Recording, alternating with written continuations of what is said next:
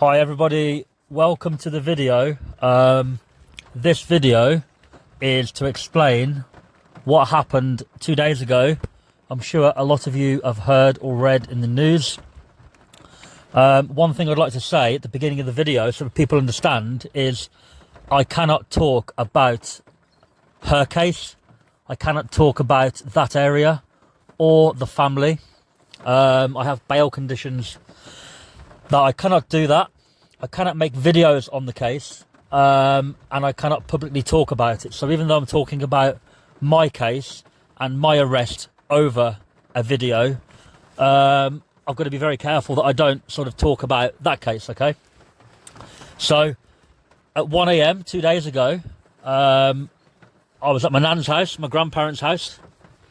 Bearing in mind they're 83, 84, 85 years old. I think they're, 85 and 83. Elderly, vulnerable people. They were booting the door at 1:30 in the morning. They were banging the side windows of the house. They were shouting the letterbox. They had the car spotlight on the roof on the whole house, like they do in America when they're arresting somebody with firearms. Okay. My nan and granddad were literally scared for their life. They thought that somebody had came to the house, attacking the house. That's genuinely what they thought. They said to me to ring the police. Anyway, so I go outside finally, and I'm arrested. Young officer, young female. Now I still have marks on my hands now from the handcuffs. That's how tight they put them on. It was freezing cold. It was like -1, -2 degrees, and I only had bottoms on and a small t-shirt. I'd just been, pulled out of bed. So I brought my coat with me. I managed to grab my coat before they sort of handcuffed me. They wouldn't let me put that on, and they've read out the arresting details, every detail of the arrest. So we're talking about not just the offence name, which is normal, but they stood me in the middle of my driveway in front of my whole street and very loudly read out every detail to the arrest, why, what I'd done, what they thought about it, which is definitely not normal, okay? Then they put me in the back of a riot van, and they kept the light on in the riot van. They locked the cage door, but they left the main doors open so the whole street could see me in the van handcuffed. They still kept the handcuffs on in the van, even though there's no need to do that. They've never done that in my life before, back in the day when I've been arrested and stuff. The van is a secure place. Why would they need handcuffs on? I have no history of anything regarding police assault or resisting arrests, nothing like that. I've never, there's no risk sort of thing. Yep. They've then searched my nan's house for 45 minutes, and they've kept the doors of the van open the whole time. They've refused my coat to be put round me, and they've left the handcuffs on. So I'm sat in the back of this van, shivering, blatantly, clearly shivering, and they're just stood there, laughing with each other, joking. I'm not exaggerating. They were literally laughing at me, right? While they searched my grandparents' house. Now, I'm not sure what they were searching for. I think they were searching for a phone. Well, my phone, essentially, which was in my car. And they later went to retrieve that, and they retrieved it. They seized the phone. I'm having to use a second-hand cheap phone now to do this recording on YouTube. But yeah, they turned my nan's house upside down. They turned her bedrooms upside down. There was a little cabinet on my nan's wall, which has never been opened in years. It's locked, and I don't know what she keeps in there. My granddad had to damage the lock to break it open for them. And even then, they wanted to take the cabinet off the wall to the station. God knows why. Okay. Anyway, they've arrested me and stuff. They've taken me to the station finally. When we've got there, the handcuffs have stayed on. We've waited to go into custody for about half an hour. Handcuffs have stayed on the whole time. And even at the desk in the suite, the cuffs have stayed on while the sergeant's booking me in. Clearly, they were enjoying this. So I've showed it all to the body cams, and I will be requesting the body cam footage to take it further of the two officers who were involved with that. I'm not asking for people to feel sorry for me. I'm literally just letting people know what's happened as I'm sure people have heard, but they haven't heard the details, you know. When I was younger, I have had interactions with police. Never in my life have I come close to how they dealt with me. So I was arrested for pervert the course of justice and malicious communications. Pervert the course of justice. What I did, the video, we all know what video we're talking about, right? The video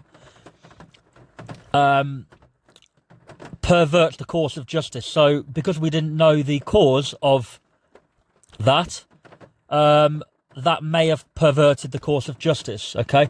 Malicious communications is posting said video online with the intent of causing harassment, alarm and distress. And of course, you know, I think everybody will agree with me that that's not why that was done. It was simply for a media channel, which I've explained. So my solicitor doesn't think that that crime fits it at all. I won't say much more than that, but she doesn't think that, you know, that's the case, basically. In my opinion. So I've been bailed, before I go on to that, I've been bailed until June. Now, ironically, June is a certain month, isn't it? We all know what June is, right?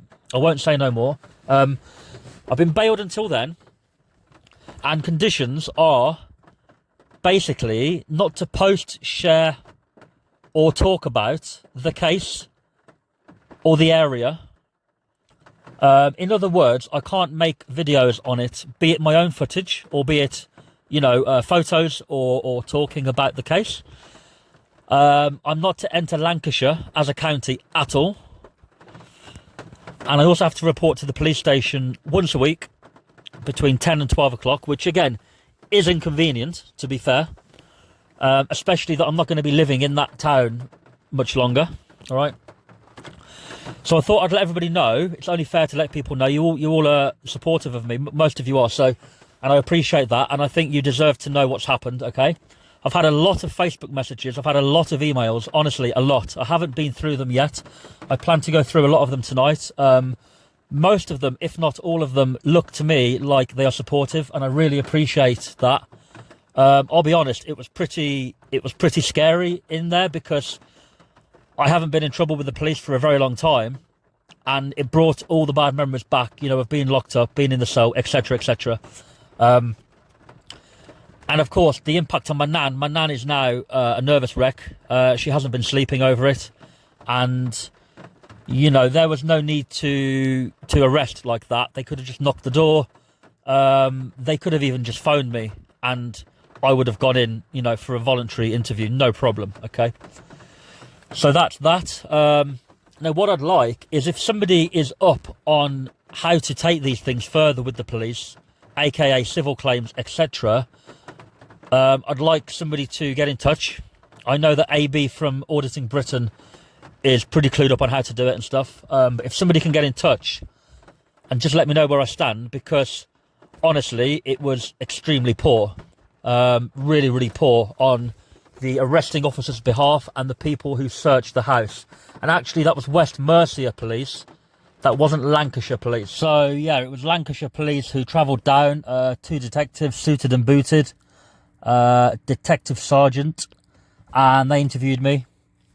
It was about 2 hours of interview, a million questions running over the same thing.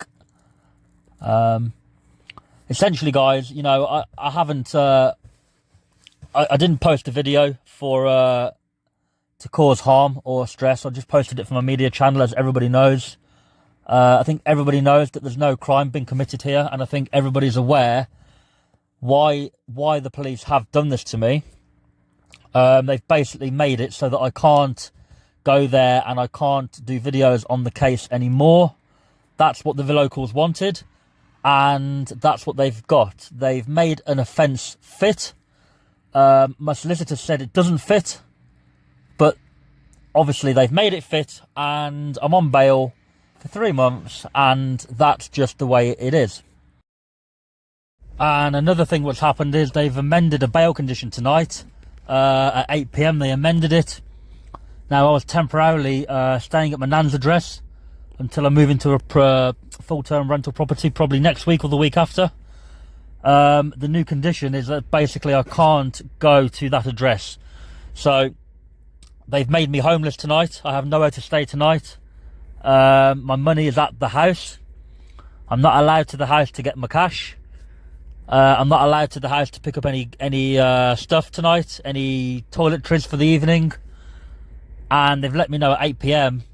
in the pouring snow here, and I've got nowhere to go tonight. I'm going to have to try and find a hotel and get some friend or someone to pay for it over the phone, which is obviously awkward. Very, very rough times. How dare they put me in this position? I don't know who they think they are, to be honest with you. It's made me very angry over it. But yeah. So thanks everybody for the support once again.